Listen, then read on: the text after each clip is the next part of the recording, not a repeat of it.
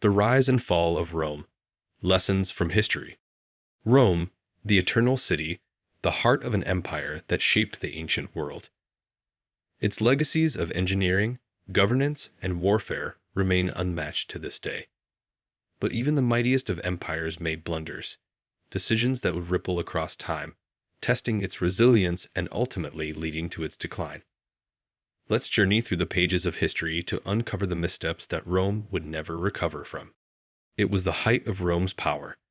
The empire stretched from the windswept shores of Britannia to the deserts of Egypt.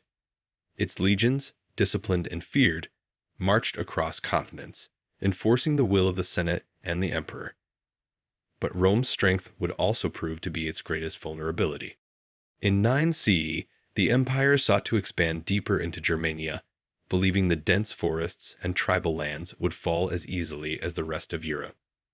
Publius Quinctilius Varus, a trusted general, led 3 legions into the wilderness. He marched confidently, unaware that he was being deceived by a man he trusted, Arminius, a Germanic chieftain who had pledged allegiance to Rome. As the legions ventured further, the weather turned, and the terrain became treacherous. Then, without warning, Arminius struck.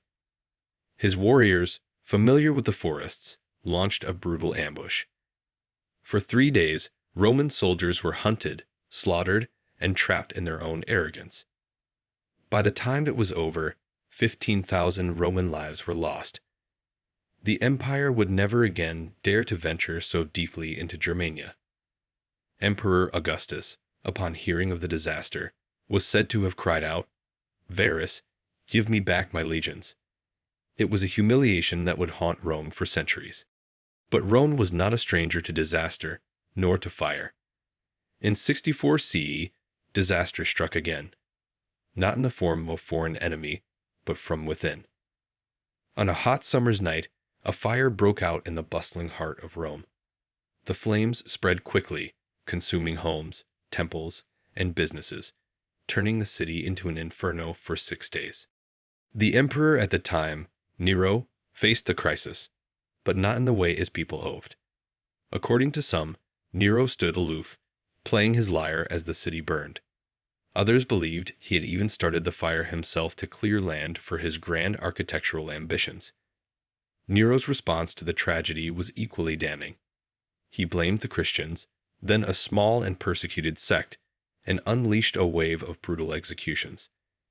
Instead of uniting his people, Nero sowed division, further weakening the trust in his leadership.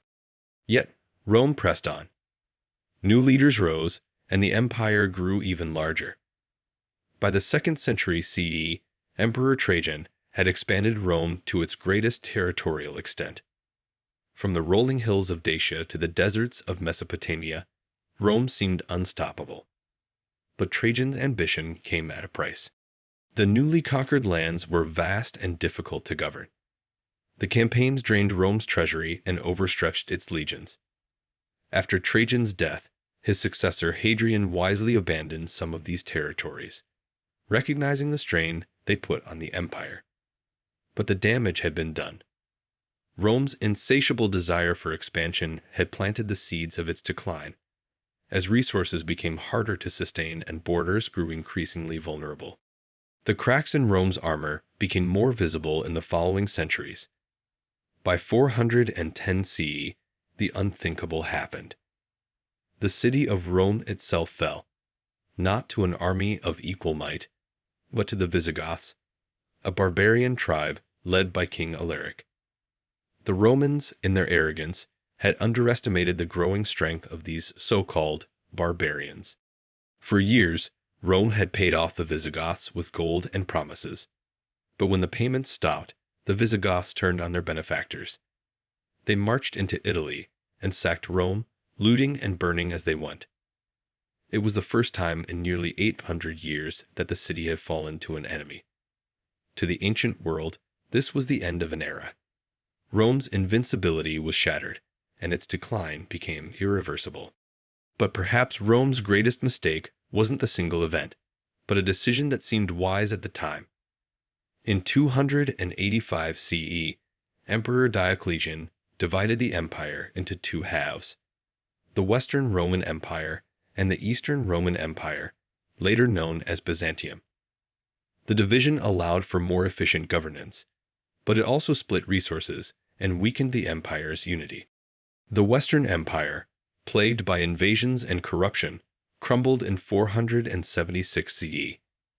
Meanwhile, the Eastern Empire thrived, but its focus shifted away from Rome itself.